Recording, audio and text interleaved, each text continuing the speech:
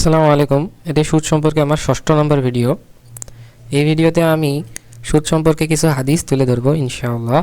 রাসূলুল্লাহ সাল্লাল্লাহু আলাইহি সাল্লাম লানত বা অভিশপ্ত করেন সুদের সাথে সংশ্লিষ্ট 4 ব্যক্তিকে। তারা যারা সুদখোর, সুদদাতা, সুদের লেখক, সুদের সাক্ষীদ্বয়।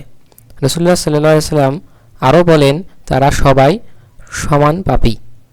মুসলিম, তিরমিজি, আবু দাউদ শরীফের হাদিস। অপর হাদিসে রাসূলুল্লাহ সাল্লাল্লাহু আলাইহি ওয়াসাল্লাম বলেন, সুদের ৭৩টি গুনাহ রয়েছে। এর মধ্যে সর্বনিম্ন গুনাহ হচ্ছে কোনো ব্যক্তি তার নিজের মায়ের সাথে ব্যভিচার করার সমতুল্য, নাউযুবিল্লাহ।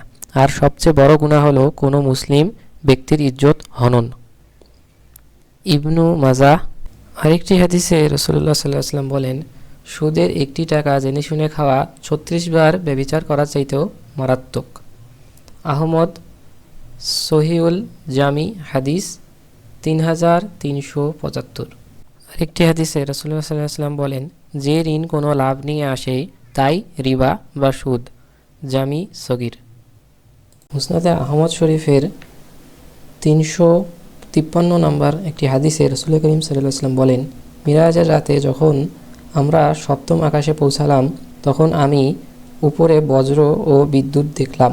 এরপর আমরা এমন এক সম্প্রদায়ের কাছে দিয়ে গেলাম যাদের পেট এক একটি ঘরের ন্যায় ফোলা ও বিস্তৃত ছিল। তাদের উদর সর্প দ্বারা ভর্তি ছিল। সর্পগুলো বাইরে থেকেও দৃষ্টিগোচর হচ্ছিল। আমি জিবরাইল আলাইহিস সালামকে জিজ্ঞেস করলাম, এরা কারা? তিনি বললেন, এরা সুদখোর। এছাড়াও অনেক হাদিসে রাসূলুল্লাহ সাল্লাল্লাহু আলাইহি ওয়াসাল্লাম সুদের ভয়াবহতা বর্ণিত করেছেন। সুদ একটি মারাত্মক পাপ। এটি এমন একটি পাপ যার জন্য আল্লাহ তার রাসূলের সাথে যুদ্ধের ঘোষণা দেওয়া হয়েছে। অন্য কোনো পাপের ক্ষেত্রে এ কথা বলা হয়নি। আমাদের সকলের উচিত সুদ থেকে বেঁচে থাকা। ধন্যবাদ। ভিডিওটি ভালো লেগে থাকলে একটি লাইক করে দিন আর আমার চ্যানেলটি সাবস্ক্রাইব করতে ভুলবেন না।